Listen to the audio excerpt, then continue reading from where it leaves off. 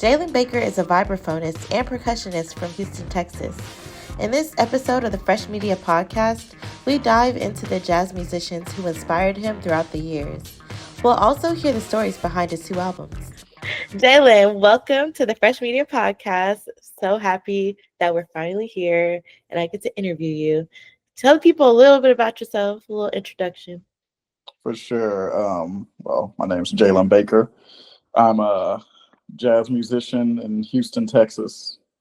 I play vibraphone, and I guess that's pretty much the gist. Yes. Okay, so I have a confession. Mm-hmm. So even though after I saw you play at what's the name of the club? Ready Room. Ready Room. Yeah. So first of all, after that, it's so funny that we ran into you like a few days ago, because after that night, I was like, but it's a xylophone. Like he played, and my husband was like, no, it's called something else. And so I was just like, but what else is there? Because I don't really know. It's For sure. No, you're not alone. like he was in band. I was in band in like middle school, so I learned the clarinet, and really that's all I'm like in that little section, and that's all I know. And like I know what a piano is, a guitar, but when you break it down, I'm like, no, that looks like a xylophone. But then when we saw you play, I was like, wait, but how's he hitting a xylophone like that? Like, you must be right. It's not. For sure. I was like, okay, some kind of percussion. And then when I think it was in a bio or something, I saw that, hold on, let me get it right. Vibraphonist. Yep, that's right. You play the vibraphone. You're a vibraphonist. Why was I thinking like vibes? And so I was like, wait, is this the real name of an instrument? Yeah, vibes. It's an abbreviation for the instrument. But then I Googled it and I was like, it's more of a mellow sound type of percussion than like the xylophone. Yeah. So I have a question. Mm-hmm. What made you choose the vibraphone, or was that your first instrument, or was it something else and then you like led to playing that? For sure.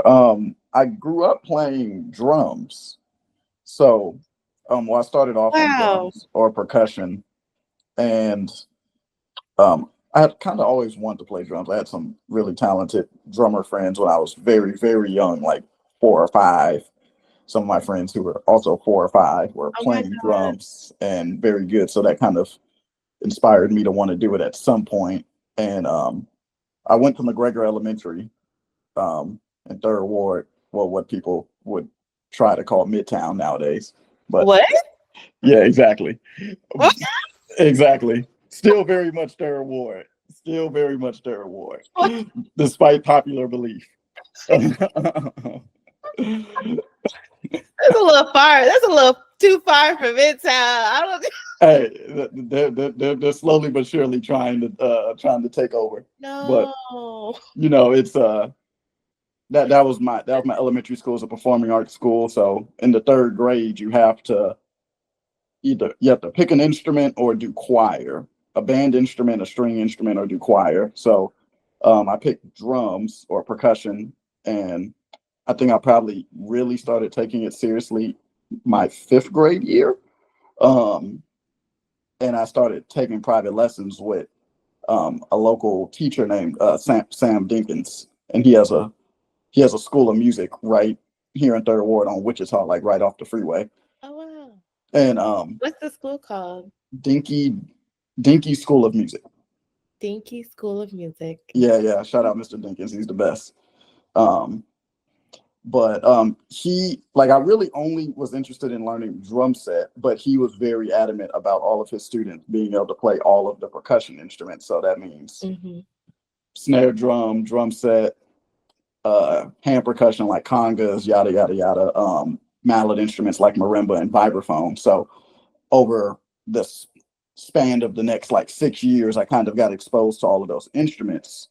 And I ended up going to Johnston Middle School, which is now, I think, Meyerland Performing Arts Middle School or something like that, for the better. It So was you named helped after. lay the groundwork for it to become a performing arts school. No, it was You were, before they you changed. were It was before they changed the name because it you were was one of the ones that inspired them to rename it. yeah, right. One of the black people that they didn't want a school named after a Confederate general. Uh, Mm, so mm. I went to Johnston. Went to Johnston, had a really great time experience there with a great band director who really pushed me. Um, then I ended up going to the high school for the performing and visual arts here. I think it's downtown now. It was in Montrose, and like I was there as a classical percussionist. That was kind of my focus my first couple years at that school. And then, but the interesting thing was like most of my really good friends were in the jazz program there. Yeah. So I was always kind of hovering around, not really playing jazz, but watching and, learning. And I was a good drummer, even though I wasn't in the jazz program. I was a good drummer, but all of my friends at that school were like killers on the drum set. Like there was, You were like, I'm all right, but yeah, they exactly. it was So I was like, something. I'm gonna do something else. And I ended up hearing an album from a vibraphonist named Stefan Harris. And that was probably the first time that I heard vibraphone in that setting with that type of that type of vibe. It kind of sounded like music. The music he was playing sounded like music that I grew up listening to, like R&B, Oh. funk, some hip hop.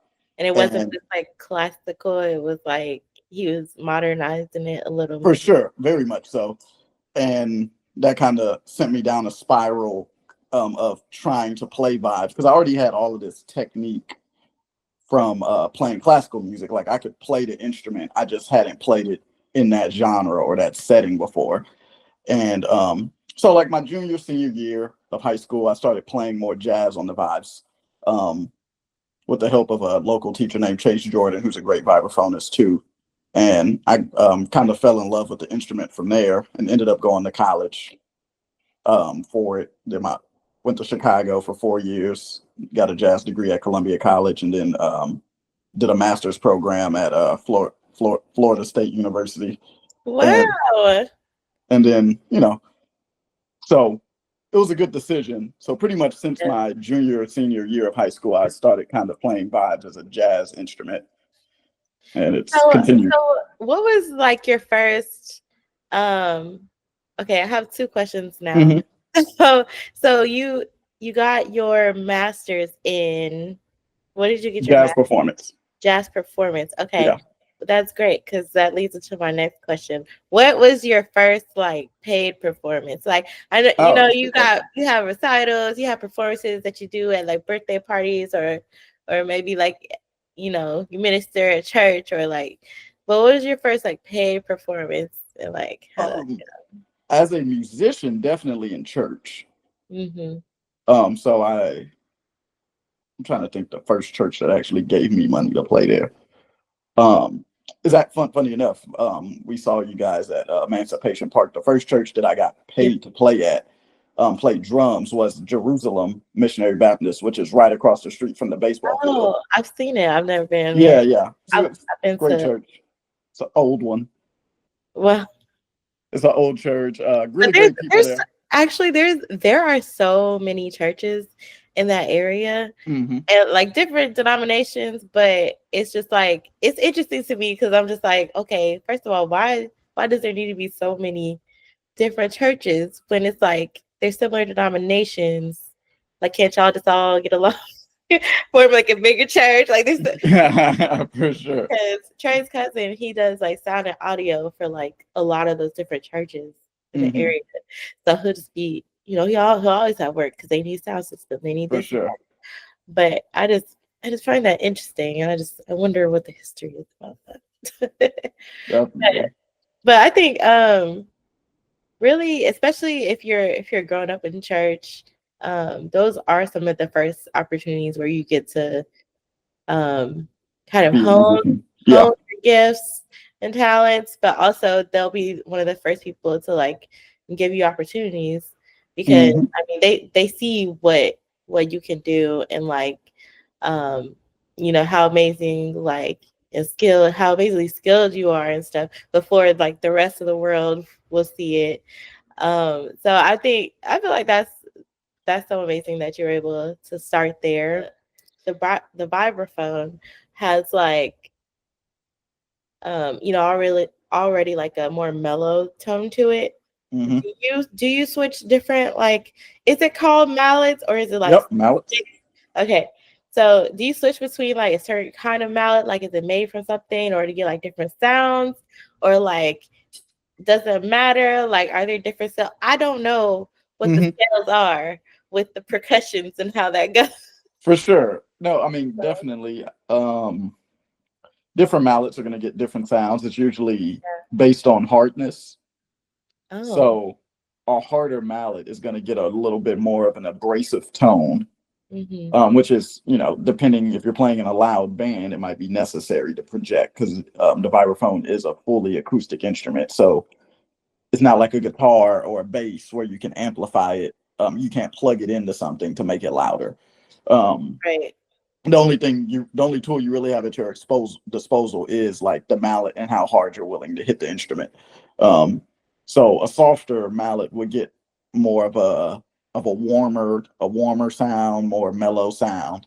Mm-hmm. So it really just depends on the scenario. Sometimes it depends on the song.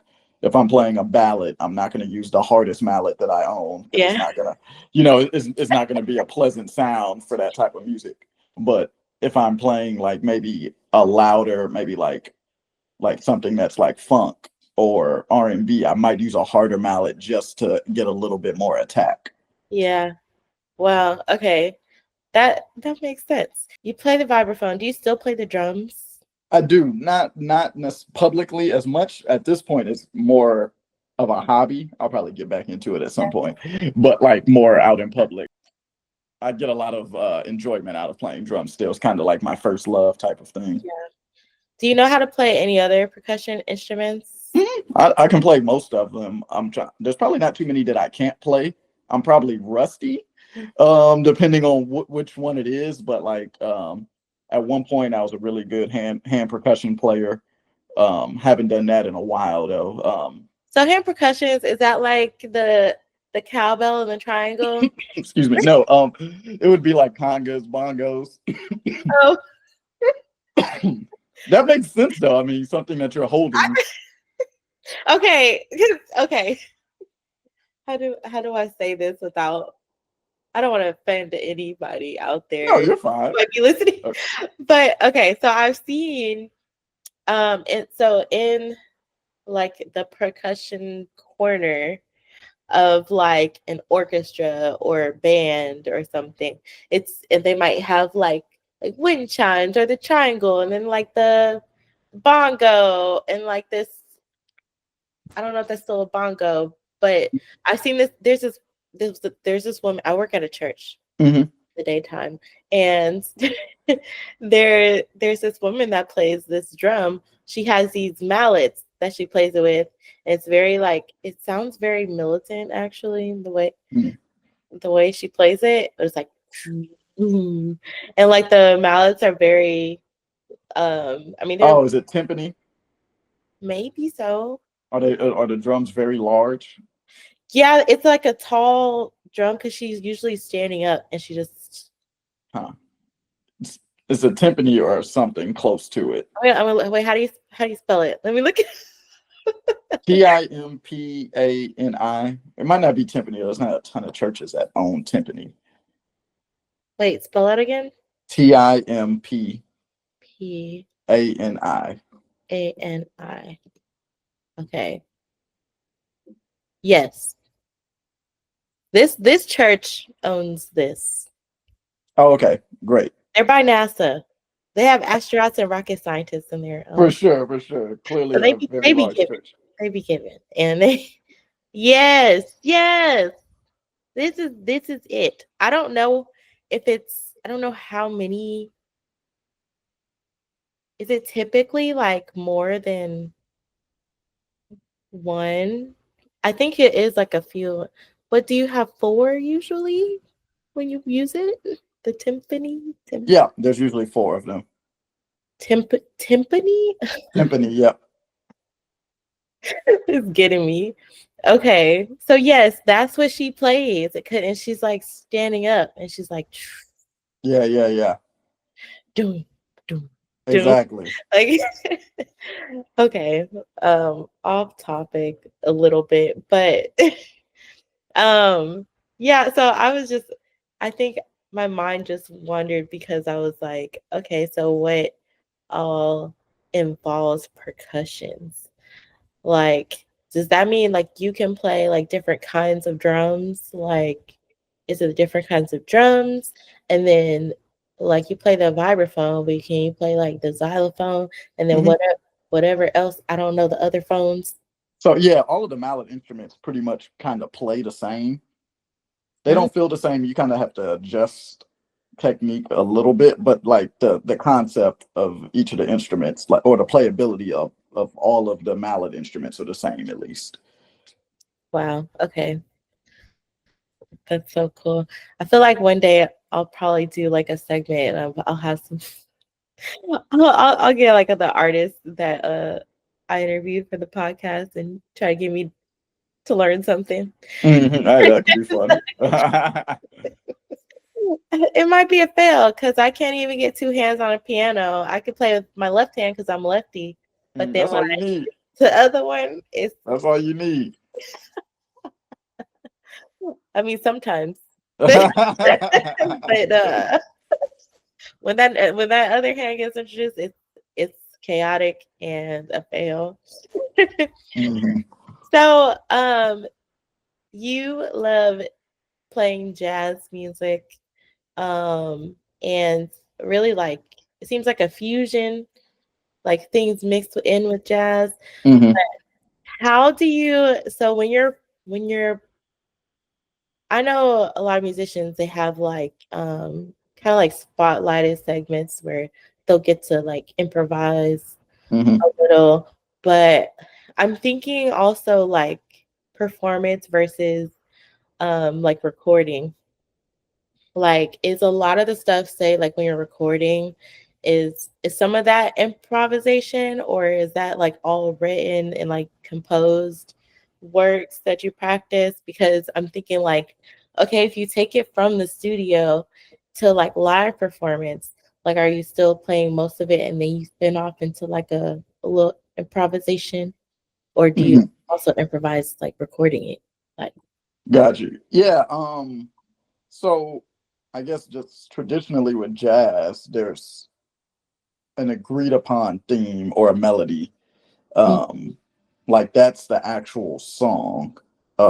Is the melody usually like you can tell that the band is playing the melody together, and then like you said, there's usually a section within the piece that people or individuals are able to improvise.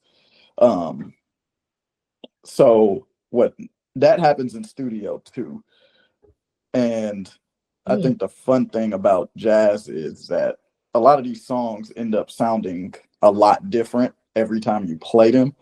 Like the beginning and the end usually sounds close to the same, but this middle part in the song where there's improvisation is almost always going to sound different. And that allows for a lot of creative freedom. It makes it easy to play the same song for years because yeah. it doesn't get old in a sense. It can still get old, but it doesn't get quite as old quite as quickly just because there's going to Yeah. be some deviations from what is expected, I guess, maybe as a listener. Mm. Okay, that's good. That's good. So, I do have some questions about some of, well, the two albums I know of. If you have more, There's then only two. There's only two okay. for Because sure. I'm like, I listened to some and there were two different vibes, Mhm. which like one, I'm like, I feel like I might know why this was created, which I'm gonna go back to. And I was listening to these on Spotify. Mhm. I love Spotify. And This Is Me, This Is Us. Mhm. Um, it was from 2021.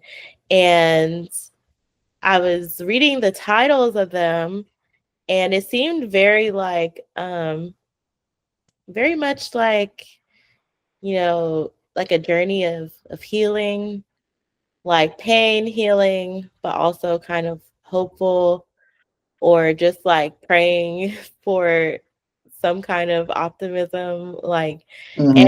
2021, um we're coming out of a tough time of the pandemic. We're having people getting, murdered or unalived by the police, and Hmm. we are having like race riots, and we're having marches. Like, it's it's a heated summer. It's a heated it was a very, very heated year, full of chaos. And so For sure. that's what this is what I felt from like the titles, but also I was like feeling um kind of like listening to the album. I felt like it was like a journey.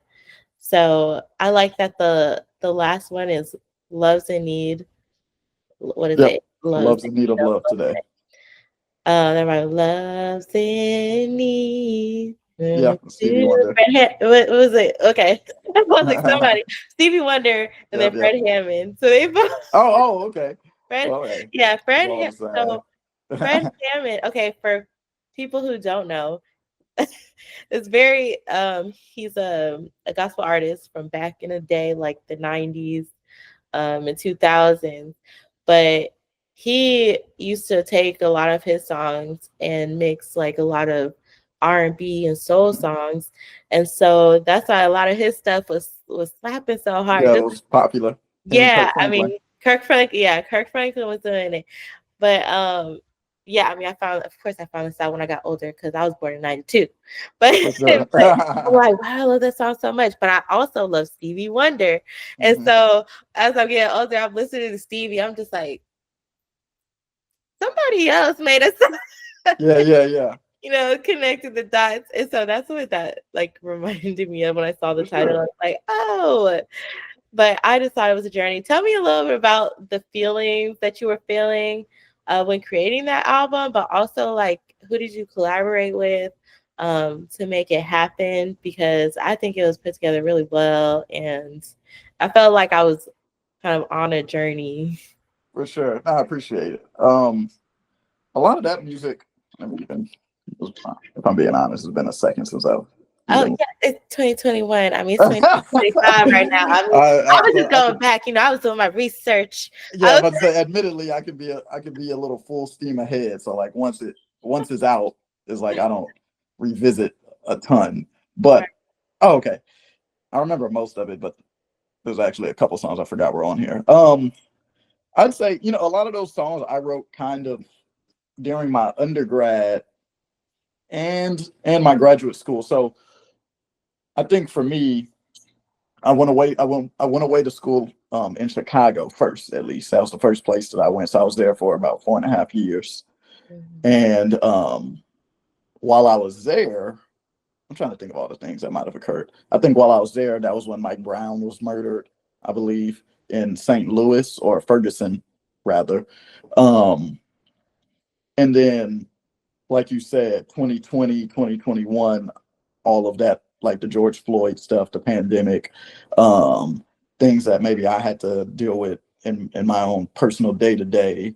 I think all of that kind of contributed to maybe some of the songs because none of those songs were, well, some of them, but all of them weren't necessarily written with the idea of this is going to be on an album Yeah. in 6 years. It was like a lot of them were written as some of these things were just occurring naturally, and I think they naturally came out. I'm not really someone, at least when I compose, I'm not really someone who goes out of my way to write music about a specific thing. If it happens, it happens. If not, whatever. Yeah. I think that's kind of the beauty of music is it can be really intentional sometimes, and other times it can just be something you think sounds good. Yeah. Like Right. everything to me doesn't necessarily have to always have this underlying meaning, but probably about 80% of those songs on that record do, and they were just a culmination of I guess probably my life up to that point, and really probably most people's lived experience, at least most people that look like us who are Black in America, maybe from the South, or Right. from these densely populated areas that have Black Americans. Yep. So, and that's the like this is me, this is also us, but not, not, it doesn't just stop with Black people. It's all of us collectively as humans who are striving to create a better world. Ideally, it seems like we might have a hard time with that from time to time, but yeah, like there is a level of optimism involved. I do think people are inherently good most of the time. You know what I mean? You know what I mean? So like I do think that most of Most- us most of us want to see a world where everyone is treated fairly. So, that is the optimism there. And I think we did a good job getting some of that across. That was my first album. So that was such a Herculean learning experience. And I actually, luckily for me, one of my mentors actually produced the record. His name is Ulysses Owens. He's a great jazz drummer. He was the first person to take me on tour. He took me to China, all over the Oh, wow. United States, Nice. and he produced the record, and he really helped me like center my vision and also helped me organize everything because we recorded it in 2020, which was not the easiest thing to do because Right. we also recorded it in New York. So like I haven't recorded Okay. yeah, I haven't recorded any of my albums in Houston. All of them have been the two have been in New York. And that first one was tricky because New York had such stronger COVID regulations, Yeah. understandably so. This was the end of 2020 though, so some of it had loosened up. Because weren't they still like even when they were loosening up, weren't they like were people still like outside or was Not it really. because they were like they kept doing restrictions, right? Or like Yeah, so they were definitely trying to keep people from going out more yeah, because that's like in a city like that has 8 million people and that's it's only about the size of like the inner loop Houston. um it was, it was kind of decimating the city. So, yeah. we had issues. We had some people cancel on us like a few days before. We had to change studios. So there was a lot of obstacles to get it done, but I was very much like I think I need to do this record now. And, Yeah. you know, let's make it happen. I understand if somebody's not comfortable being out amongst people, yada, yada, yada. But I think for me, I need to do it. And, I recorded it with some of my best friends, two of which are from Houston. Paul Cornish is a great pianist and who lives in LA now, and Gavin Mulchan, who great drummer here in Houston, who probably was playing at Ready Room with me that day that you guys came. I'm almost willing to bet. Oh, okay. And a bass player friend of mine named Gabriel Godoy, who I met in Florida when I lived in Florida. So I think that music coupled with the relationships that I had with those people, like that record is very meaningful to me. Probably of the two, I'm not gonna say it's my favorite, but like your first is always like something Yeah. special. Wow. Okay. So thank you so much for explaining how that came about. Hmm. That's wild that you were even in New York trying to get that done and record that because I just don't know. Like in my mind, I'm just like, how are people doing this? I'm seeing artists quarantining at home, directing their own videos, like Hmm. doing their own recordings, and then just sending people to like, oh yeah, can you mix this and make it sound better? Like, so people were being creative. For sure, you got to get it done. Yes. That's kind of the artist's way. So for the second album, it's Hmm. called Be Still. Hmm.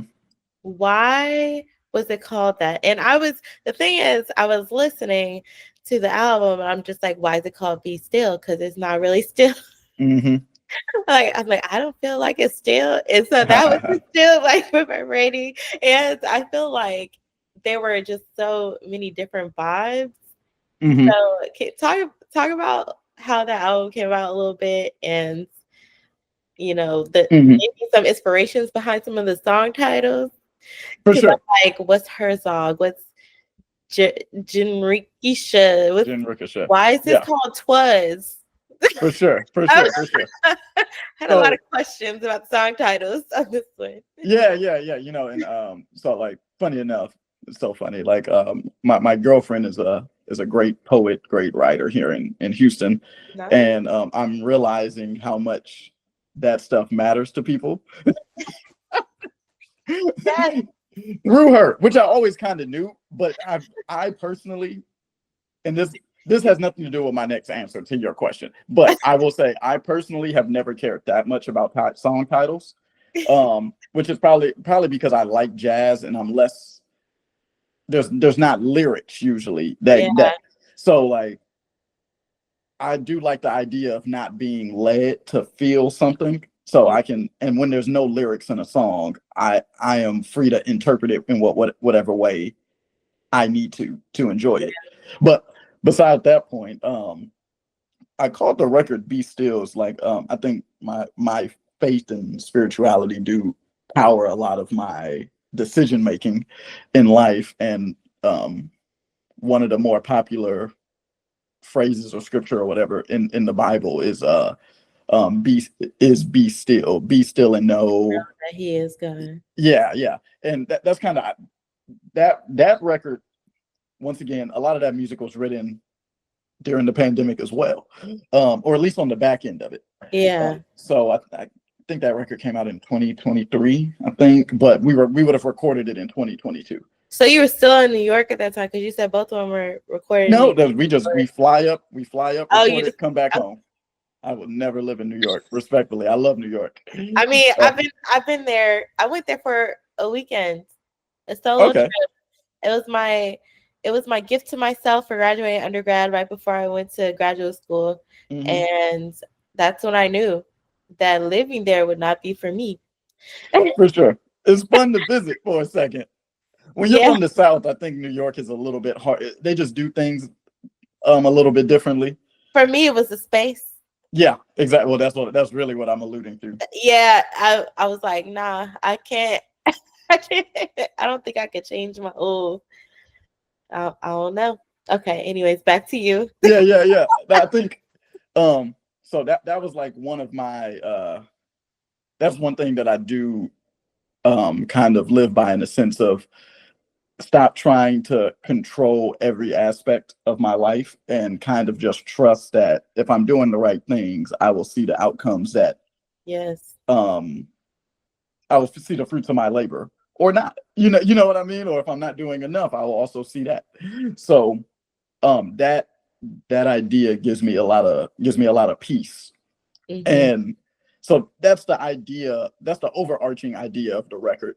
Um that Wow. record is very, to me, very unique because I was less trying to be, it was less artsy than the first record to me.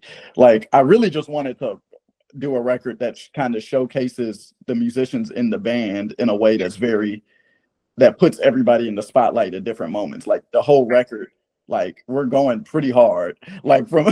from, Yeah. from beginning to end, and I love that because that's kind of like that's the level of like intentionality that band plays with. And I think if you're a listener, I think you can really hear the joy that we have making music together, you Right. know.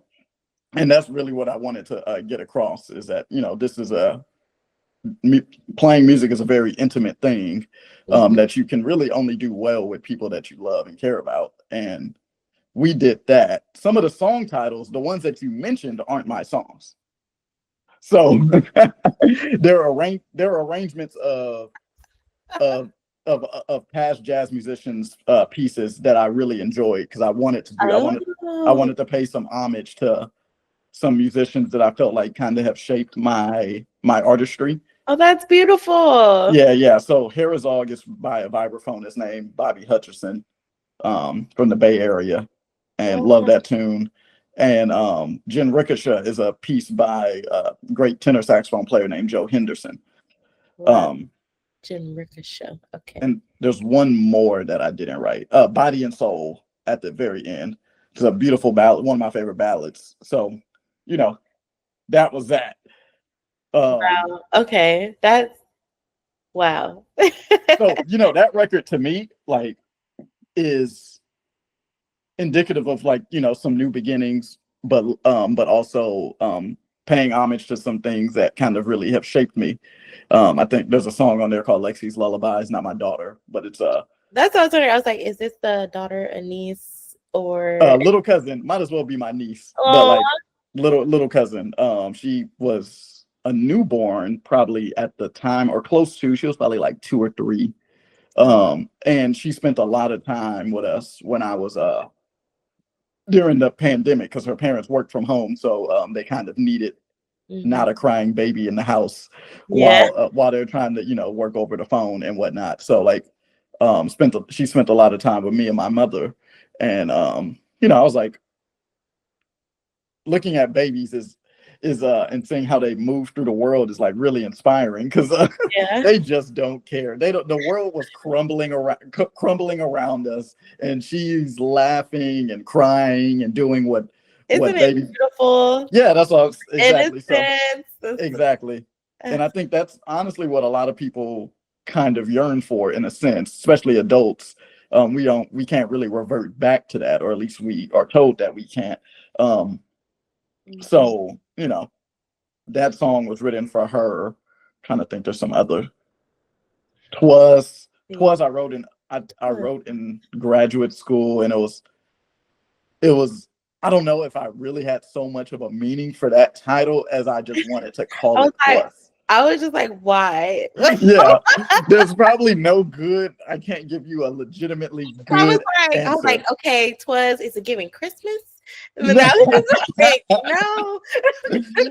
no, like I don't think it. I honestly don't think it has like a legitimately thought out meaning. I think that's just what I heard in my head when I finished the tune, and I was like, "This is what I'm gonna call it." But That's that's fine.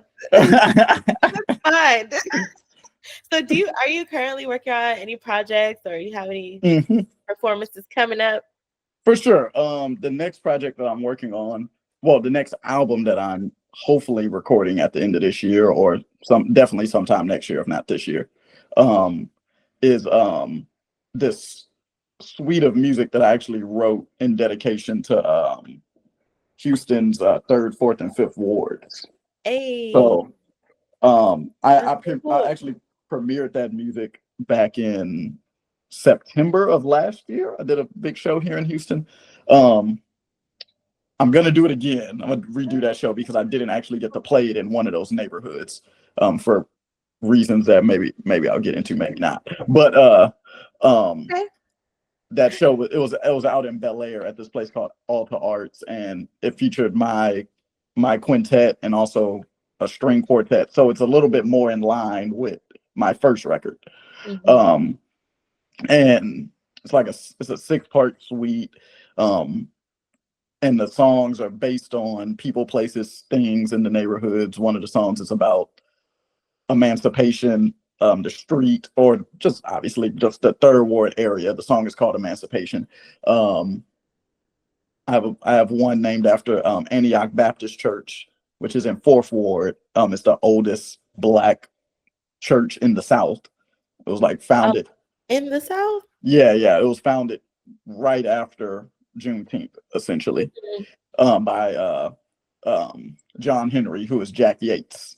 Mm-hmm. Yeah. And then some other songs, Kashmir, which is in Fifth Ward, Kashmir Gardens, Kashmir High School. Kashmir High School was one of the first high school bands to have a jazz band, you know, Wow. directed by Conrad Johnson. And that you should actually check out the Kashmir stage band's music, because they kind of,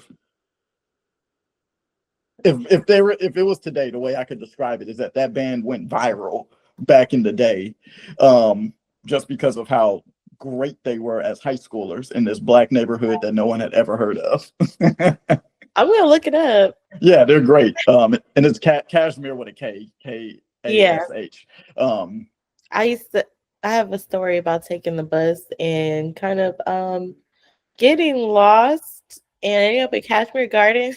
I was like, This definitely isn't where I'm supposed to I was be. about to say, yeah, you got a beautiful neighborhood, but you can't venture off too far in any Right. unknown Like I area. actually the bus stop I was at was like it was a beautiful neighborhood, but then like once I got back on the bus, into the right direction, I was like, ooh, okay. Yeah, If I would have left this neighborhood, like, I don't for sure. But that's one of the third, fourth, and fifth wards are like some of the first neighborhoods in Houston that Black people settled in. Fourth ward specifically, Yeah, Freedmanstown Freeman's is is the first one.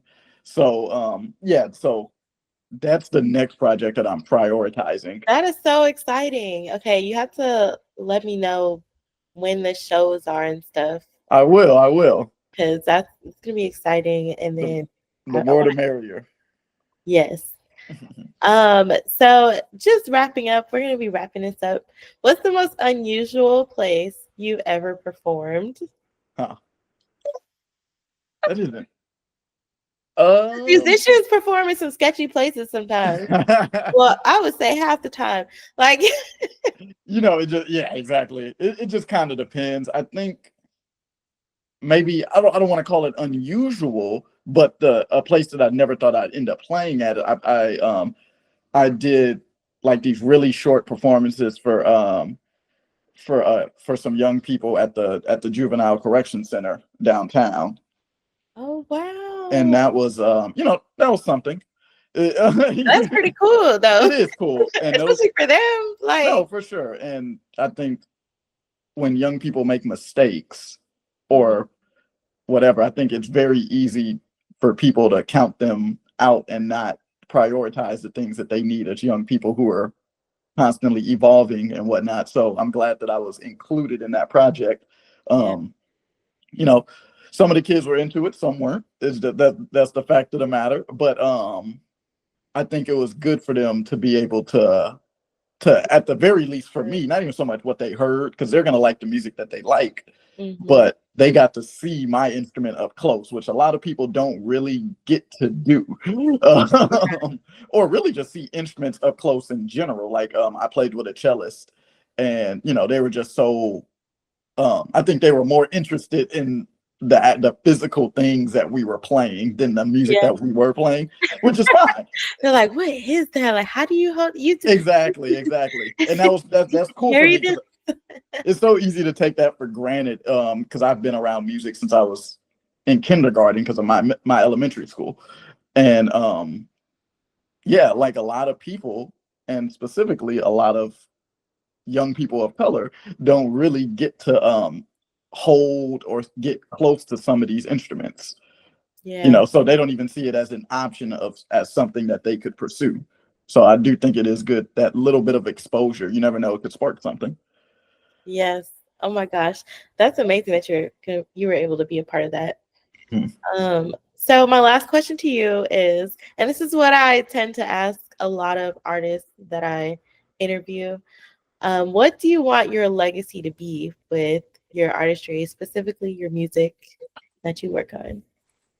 Um, I can't say I can answer that fairly. I honestly don't think about it too much. I think the thing that I'd prefer when I inevitably am no longer here, I would like to think that somebody can say that I helped them in some Yeah. capacity.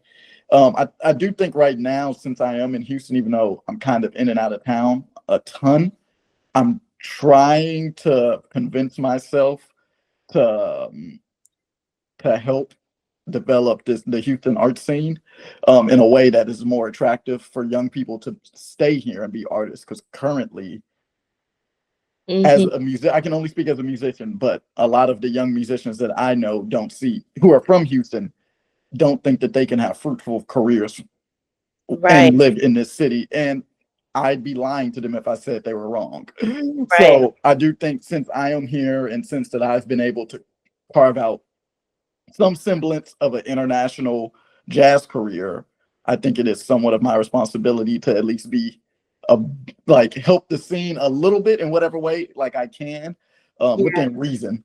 You know, Right. Exactly. but Yeah. that is something that I can't say is my primary focus now, but it is something that I think through quite a bit, and am a little bit of annoying to my girlfriend about, like, and how much I complain. So, so Well, I think a lot of artists would share your the same feelings. mhm, The people I've talked to, and me specifically, as just being an independent journalist, interviewing different artists and creatives in Houston, like ever since I came to Houston back in 2010 for college, mhm, and a part of what attracted me to it then was because I had been searching for a big city that always has something artistic going on. And the thing is, you really have to search for it. yes, Now there's been so, and I would credit the late great Mayor Turner for partnering with the colleges TSU, U of H, partnering with different organizations and the different awards to help not only, everybody is afraid of gentrification, but there's a way to do it, but also hold the culture of those neighborhoods, right? for And so sure, I feel like there's a lot of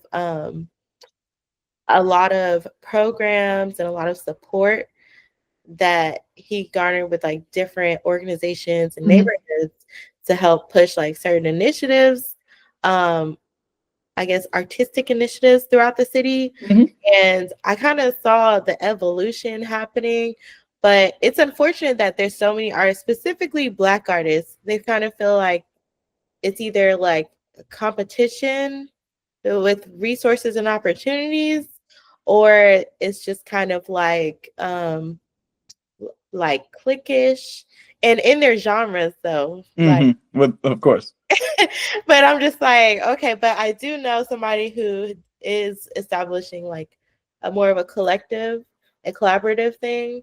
I also know someone who has a nonprofit with where they will pay artists to come and teach underserved youth, the arts. And like so there's different things going on, but I feel like it just takes so much because like for years and years, Houston wasn't like the city you would go to for the arts. yeah, Like for sure. that's not what was promoted. That's not they're oil and gas, and now they're Mhm, like trying to push it as tech. Like yeah, right now, they're like, oh, Houston has the best food. Like mhm, let's go to Houston and move to Houston. That you always eat. You always have something to do at night. Nightlife, hookah, like. yeah, But I feel like that's also a part of um, my mission to just let more people know about what's going on in the city. And it's not just like, I mean, it's curated to things that I like because it's my newsletter. The mhm, Fresh Weekender. for sure. Yeah, so every week I send people things to do in Houston because I've had people that I know that have moved here and they're like, "Oh, what is there to do in Houston?" I'm like, well, you just gotta find it. It's not gonna be in front of you. For sure. Like It's not it's like a New York or not Chicago. New York, Yeah. not New Orleans even. Yeah. You could be walking down the street and be like, oh, that's a whole festival. Oh, let me stop by. Like Hmm. Houston's more spread out. So it's like you kind of gotta search for it. So I'm like, Yeah. So there's work on both sides. Artists got to yeah, have to make sure that they're visible enough and proactive enough in putting out, like, telling people where they're going to be, and then patrons of the arts need to yeah. be very proactive with, oh yeah, and intentional about going out to support. And Mhm. it's like you said, it is more difficult when it's not in front of your face. But if people want more things to happen, they have to support more things. Right. And Agreed. sometimes what that looks like is with the dollars. Yeah. And, and sometimes it's free. There's a lot of free things that happen in Houston all the time. Yes. But I was telling my mother, I was like, I wish they would do like the market and whatnot at Emancipation every week. Hmm. I don't, like, you go to New York, they will have a street blocked off for a market, same time every week, same day. It's like, I don't, there's Right. probably roadblocks to that, but we don't get that type of community building here in Houston, probably because things are spread out. But Yeah. it's necessary, and I think we're on our way. Yeah, I think we are too. And I feel like it's also, and I think you have something special going with that new album you're trying to create, because I mean, you know more than me, but the different neighborhoods do have their own personalities. And so I feel like also with the different needs of like different communities, and that's where kind of like they have like their own markets here on like these days, and like you kind of just have to travel around the city. But so I'm like, it's kind of like you wish it was more cohesive sometimes, but at the same time it's like it's kind of cool because you still get to explore different neighborhoods and see who's doing what around the city, For because sure. it's big. But we got work to do, but For sure. but And you're doing it. You're doing it. and people like you, like, we're gonna come together. We're gonna do something. For sure. And in For 10 sure. years, it's gonna be even greater. Exactly. And we'd be like, we were there. We were talking about that before. We I did agree. something. I agree. Well, Jalen, thank you so much for being interviewed for this podcast, for this episode. I'm so grateful, and I'm so excited that I had the chance to even speak with you today. Of course, anytime. Literally anytime. And for those of you watching or listening, I'll have more information at freshmediablog.com. I'll have links to Jalen's work that he's done, and to his socials or wherever he wants y'all to find him. So stay tuned to the next episode. Thank you for watching or listening to the Fresh Media Podcast. To learn more about Jalen Baker, you can find him on Instagram at Jalen on the Vibes. If you want to learn more about rising artists in the Houston area, visit freshmediablog.com.